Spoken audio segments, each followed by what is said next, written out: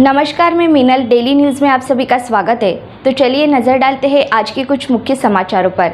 Shiv Sena Uddhav Balasaheb Thackeray party अध्यक्ष उद्धव ठाकरे इनकी पत्रकार परिषद संपन्न हुई, जिसमें सुषमा अंधारे भी उपस्थित थे।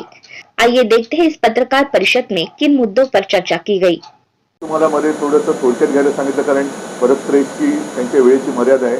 एकदा आपण व्यवस्थित सगळ्या आपल्या कार्यकर्त्यांचं पण शिबिर घेऊन या सगळ्या गोष्टी सांगू, कारण या जनतेपर्यंत पोहोचल्या पाहिजेत। जनतेच्याच गोष्टी जनतेपर्यंत पोहोचत नाही। याचं कारण असं की जाहिराती मोठ्या प्रमाणावरती होत आहेत आणि लोकांना असं वाटतं की एखादी योजना, जसं पंतप्रधानांचा फोटो लावला आणि एक 50 कोटी लोकांना फुकट घरं दिली, आपल्याला असं वाटतं किंवा तिथल्या लोकांना असं वाटतं की माझ्या गावात नाही, पण सरकारची जाहिरात म्हणजे देशात इतरत्र झालं असेल। वास्तव पाहिलं तर कुठेच झालेलं नसतं। आणि एकूण आता जे काही वातावरण आहे, मी सगळीकडे तुमच्यासारखं मी पण सगळ्यांशी बोलत असतो, भेटत असतो, विविध क्षेत्रातील विविध थरातील लोकांशी बोलतोय। सगळेजण नाराज आहेत, सगळेजण वरपासून खालपर्यंत नाराज आहेत। त्याच्यातनं अंधभक्त रस नाही, कारण त्यांना डोळ्यातून दृष्टी नाही असंच म्हणावं लागेल। असे हे अंधभक्त ते सोडून द्या।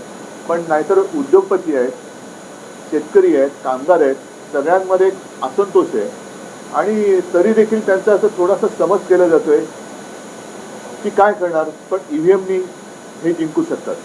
मला आता अशी भीती वाटते की ईव्हीएम हे काही करू न करू, पण जनतेत असं एक गैरसमज पसरवला जातोय की जिंकत आहेतच आणि जिंकत नाहीयेत।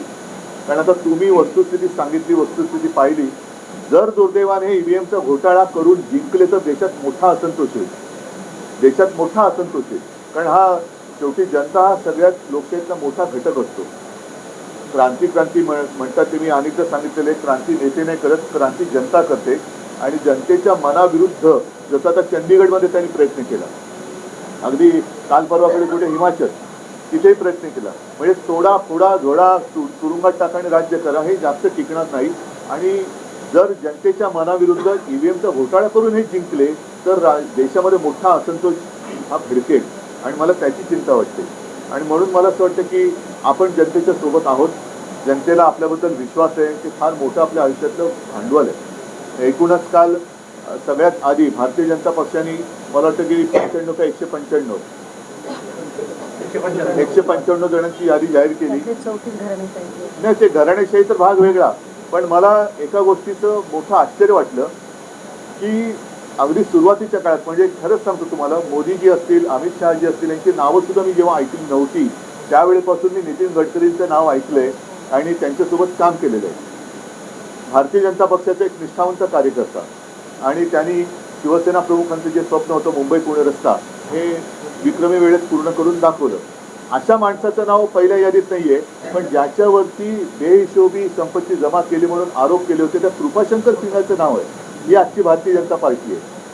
आणि अशी जर का लोक जर उद्या त्यांच्या विजयाची छाती ठोक गॅरंटी, आता काय झालेलं आहे, या गेल्या 10 वर्षात अनेक शहरांची, अनेक योजनांची, जुन्या योजनांची नावं पण बदलली, ती पुन्हा त्यांच्या नेत्यांच्या नावानुसार केली। काही रेल्वे स्टेशनची नावं बदलली, काही शहरांची बदलली। तसंच मला असं वाटतं की आता जुमलाचं नामकरण गॅरंटी झालेलं आहे। पूर्वी ज्याला आपण जुमला म्हणायचो त्याला आता यांनी गॅरंटी असं नामकरण केलेलं आहे। तर ह्या जुमलेबाज गॅरंटीच्या विरुद्ध जनता मला नाही वाटत पाठी जाईल। आणि तुम्हाला खरंच मनापासून धन्यवाद देतो, कारण तुम्ही आज इकडे आलात। हा काही साधा प्रवास नव्हता। तुम्हाला सुषमाताईला मी आधी सांगत होतो की सुषमाताई तुम्ही पायी वगैरे चालू नका, जा सभा घ्या, पण झोपड्या पण त्या झोपड्यानंतर काढले की आता नाही तर तिकडे लोक परत राहिले। आणि नाही, तुमच्या झोपड्यांची पुन्हा जाहिरात व्हायची, प्रधानमंत्री आवास योजना। देखो सुषमाताई को घर दिया की नाही दिया। तर ही वस्तुस्थिती तुम्ही केली आणि त्यांना त्या लोकांना धीर दिला, नाहीतर असहाय्य लोक आहेत, त्यांच्या सहनशीलतेचा अंत होण्यापूर्वी त्यांना आपल्यासाठी लढणारा कोणतरी आहे हा विश्वास तुम्ही दिला, त्याच्याबद्दल तुम्हाला खरंच मनापासून धन्यवाद देतो। आणि मला खात्री आहे हा सगळा प्रवास हा केवळ तुमचा नाही आहे, तर आपल्या भारतीय लोकशाहीचा प्रवास आहे। की लोकशाही कोणत्या दिशेने चाललेली है। तो आज के लिए बस इतना ही। कल फिर मिलेंगे इसी समय इसी चैनल पर। तब तक के लिए मुझे दीजिए इजाज़त। धन्यवाद।